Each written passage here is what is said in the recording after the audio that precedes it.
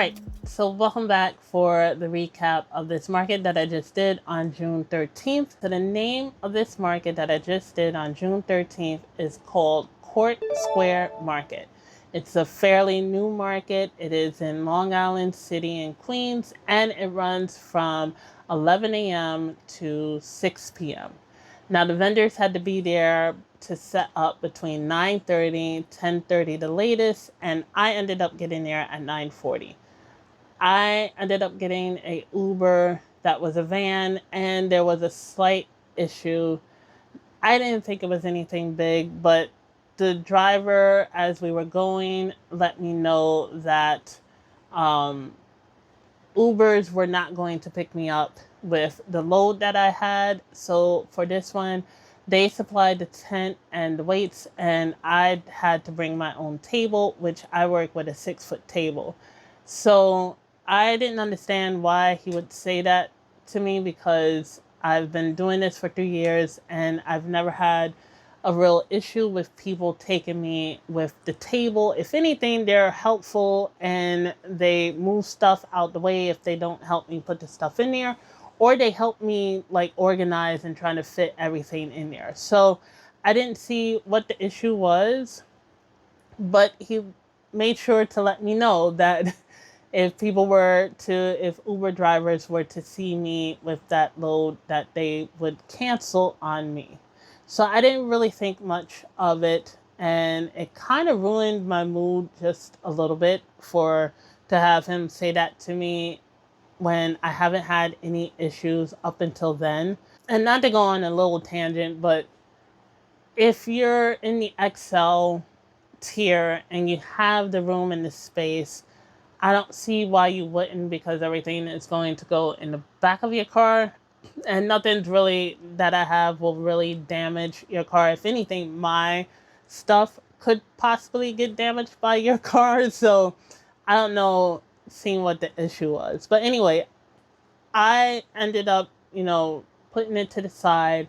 And when I got there, this was my first time going to this market. It was a small little space. And they had probably about 15 to 20 of the tents set up. It was really small, as you saw in the video. There wasn't much room to maneuver once I put my table up, but they did allow me, because I was in back of the market and there was a big open space, they allowed me to push my table out some from under the tent. Now this day it was extremely hot, and I ended up buying a new fan thanks to someone that I had talked to in the previous market. She had this portable fan, and I ended up buying one of those, and it also has a mister on it. So that's good for days such as the one I did. And I ended up slowly putting up my stuff because it was so hot and the sun was glaring right down onto me. So once I got my stuff all set up, I did notice that I was behind a wooded fence, and there was bugs everywhere. It was mostly ants, and now from what my sister told me, baby lantern flies. They were just all over the place. I'm like, okay, well, I'll just deal with it. It's no problem. So as long as they don't get on to me, it's no problem, and that they don't get into my diffuser jars, because I've had that once or twice happen. So once the market started, this time I did take notes. I brought my notebook. But once the market started and people were set up, it was kind of slow to start off with. And before I even go any further, I guess you call them the organizers or the coordinators there or the helpers there, they weren't that much helpful once they showed you your spot. I've grown used to having coordinators that check on you, even if it's not the entire market. They'll come halfway through, check on you, see how it goes. It wasn't giving that. It was giving more 2 people. There was 3 people in total, but 2 people in the beginning, just sitting there and checking people in, and that's pretty much it.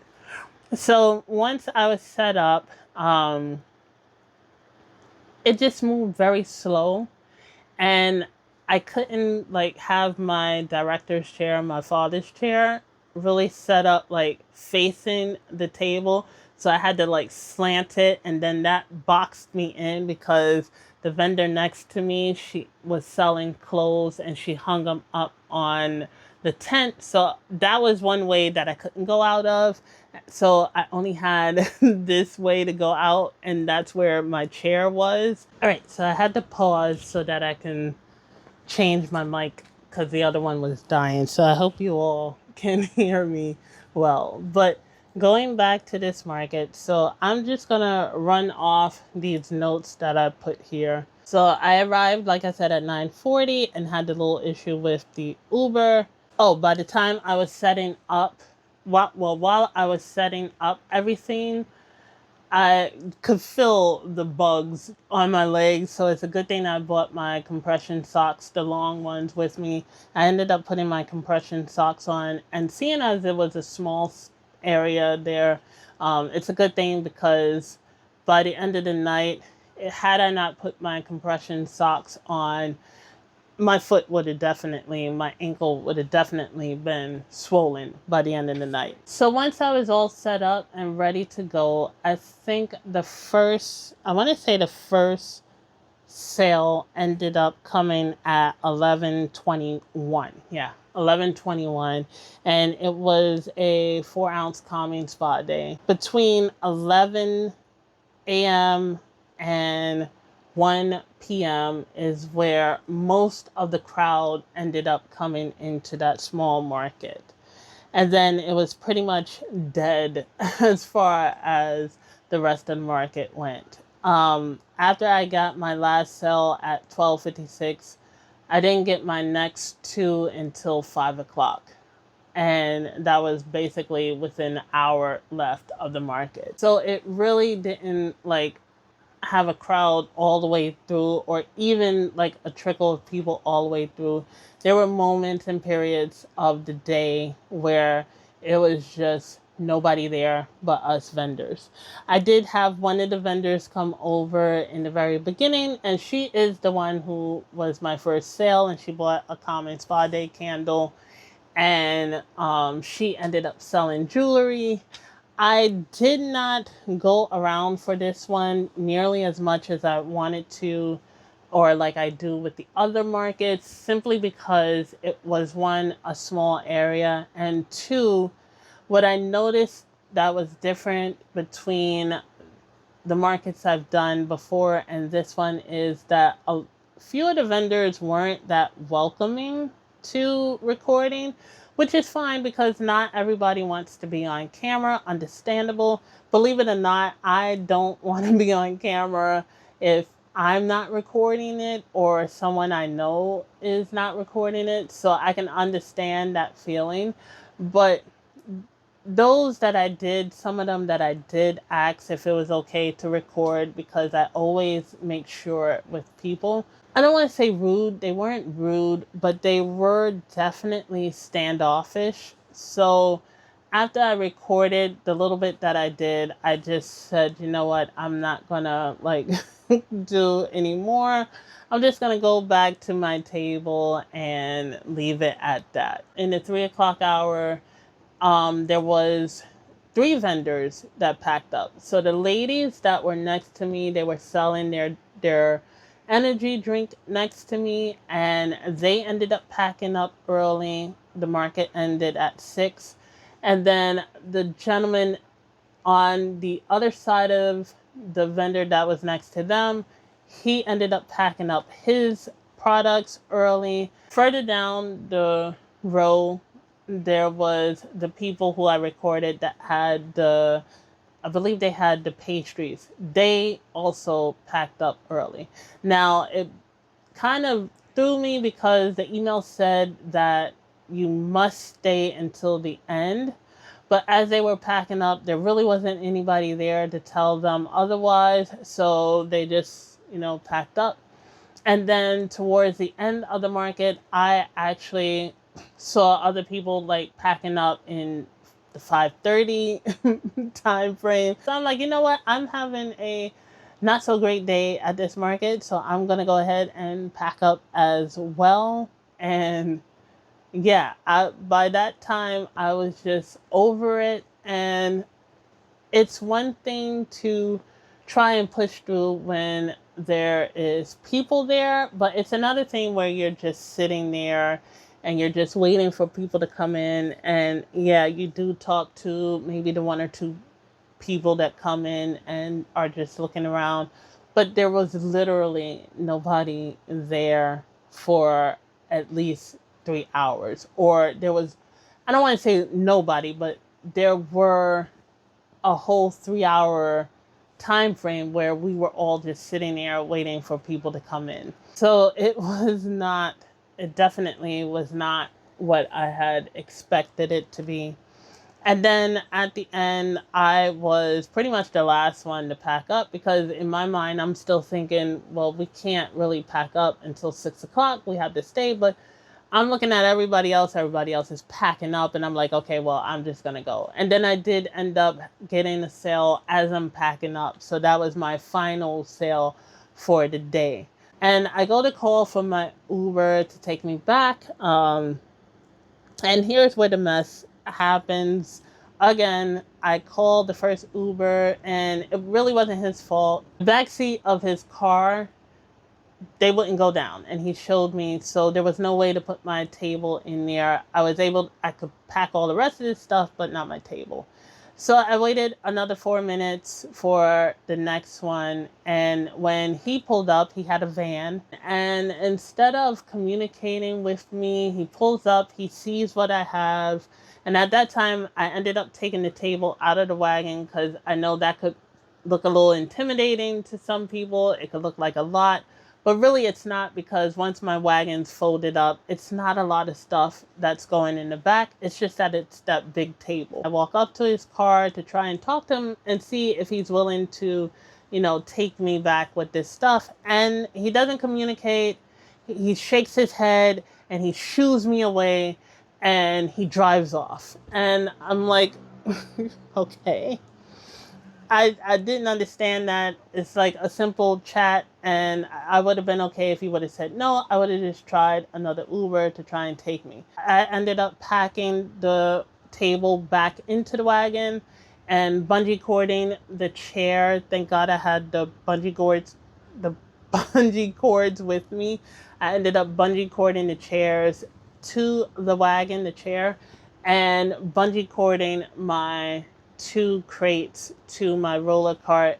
And I just took the hour-long walk all the way back home from this market. And at first I was a little upset. I was angry. I was distraught. And I know you're probably thinking, well, why didn't you try another one? And it's like, at that point I had got rejected twice. And then what the first Uber driver from the morning bringing me there said ended up getting into my head. And I'm like, I'll probably be here for half an hour before anyone ever decides it's okay to pick me up with the stuff that I have. So I ended up taking that hour-long walk home, put it in Google, mapped it out, make sure I didn't hit any bridges or highways, well, freeways here. So I just ended up taking the walk. I was just pretty much over it by then, and it just left a bad feeling in my head that, if this is now policy for Uber, it made me now think even more about getting my driving experience finally. And the reason why, and I talked to my therapist about it too, the reason why I'm not itching to get to it right away is because I do have my anxiety and I do have my nerves. And I'm like, that's pretty much holding me back from getting out there, getting the experience and driving. Because I'd rather, at this point, rent a car until I can purchase one than to have to keep getting rejected over and over again. All right, so let's get to the sales of this market here. I have it in my tablet. And for the day, I had 9 sales.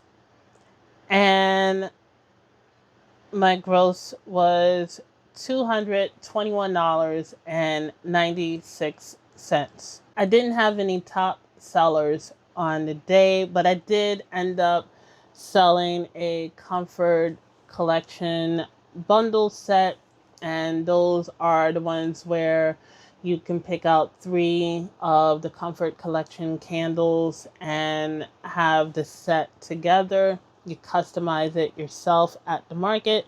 I did sell that. I did notice that the 8-ounce candles did move a lot more at that market.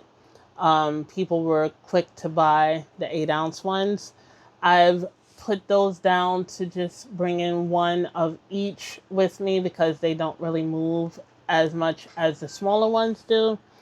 And yeah, everything else pretty much sat. So all the inventory that I took with me ended up pretty much coming back with me that day. I did make my vendor fee back. That was $150. And I made the transportation back as well. Going there, I saved on transportation going back home. So, yeah, that's pretty much it as far as the sales go. As the weather goes, I'll give the weather a B, simply because it doesn't get an A because it was hot and it was a little humid that day. If I didn't have my fan, I don't know what I would do because it was so hot under that tent. As far as the crowd goes, I want to give the crowd a D. I'll be generous about it. There was a time period when there was a decent, not a good amount, but a decent amount of people coming in, but then it died completely for 3 hours. And then overall, I'll give the market a D. I won't give it an F because it's still a fairly new market. And this is the same market that reached out to me in my DMs on Instagram, let me know that they would love to have my company there. And at first I was a little hesitant, but then I was like, you know what? I'll give it a try. Well, I gave it a shot and it did not turn out well for me. Now, will I do this again?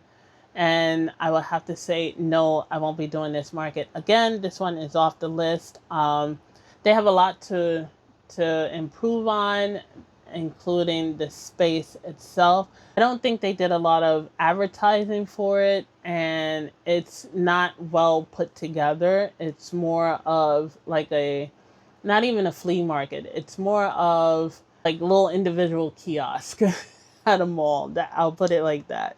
It's not organized. It doesn't have the feel of being a market where everyone contributes to it. It's like, it feels like an individual event.